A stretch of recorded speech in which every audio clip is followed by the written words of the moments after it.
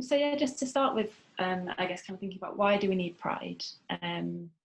This is something that comes up, a kind of question, and we've come a long way, and there's a sense that maybe, is there kind of a need for it anymore? So I guess I wanted to kind of start with thinking about how Pride really started out, which is that it was a protest. So it came out of the Stonewall Inn riots that took place in New York, which is 51 years ago, which was basically, there's a Stonewall Inn was a big venue for the gay community, and there was police were kind of constantly raiding, well, all the gay clubs really, and there was just this one night that people who were there just got fed up of it, and sort of fought back against the police, and then that led to like 3 days of rioting, and a whole movement kind of was born out of that.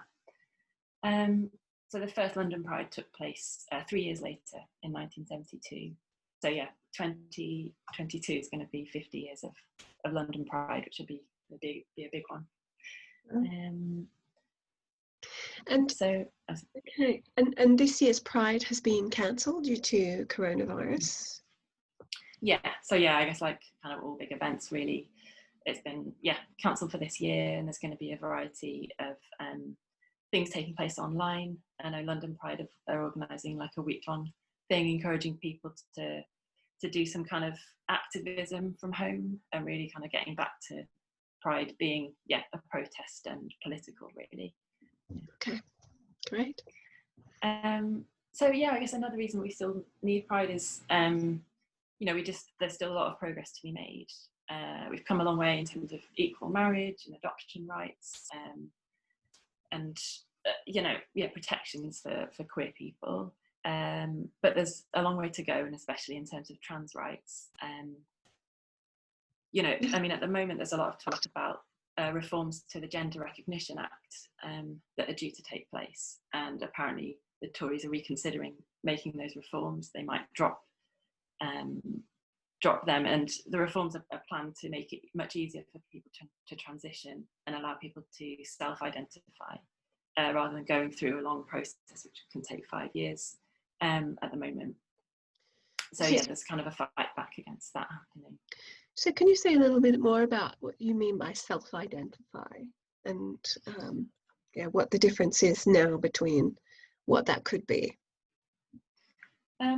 So at the moment people have to go through a long process. It involves getting doctors to sign certificates, and various kind of boxes need to be ticked for people to be able to change their gender as it's kind of legally recognised.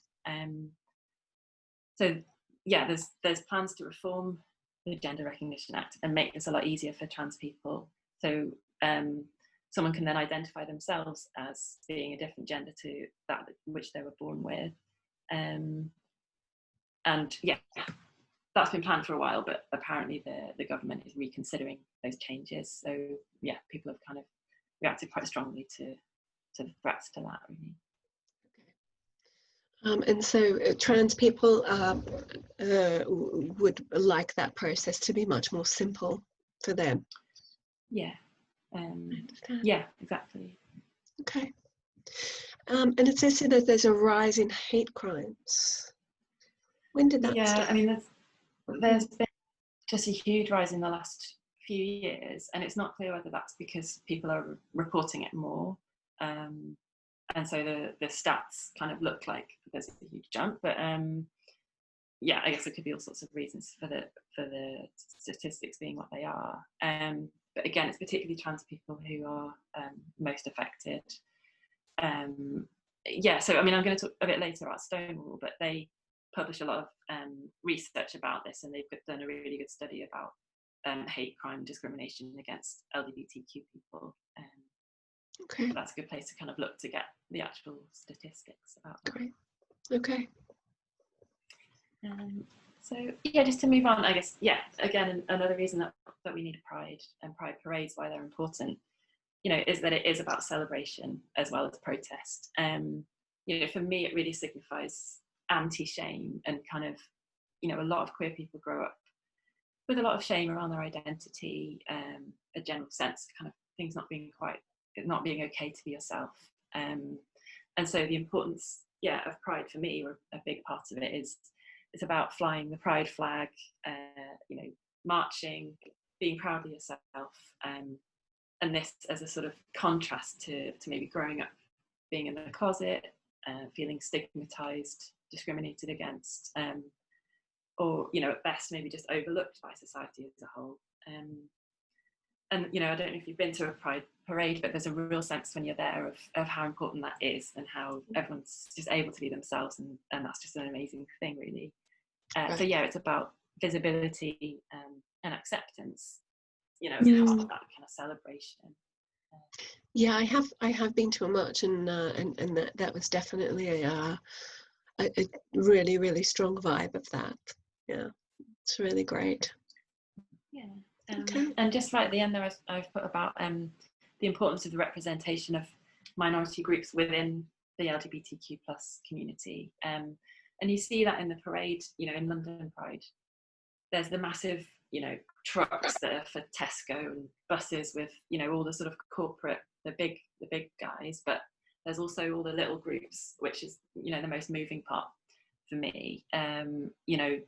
Queer Muslim groups, asylum seekers who are LGBTQ plus, all the people, that maybe don't get the press and don't get kind of widely recognised, but the importance of all of those groups having a part to play in Pride.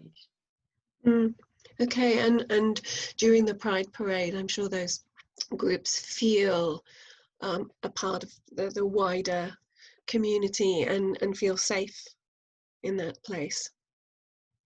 Yeah, I mean, I think overwhelmingly that is the case. I think sadly there's still a way to go. Sometimes there's,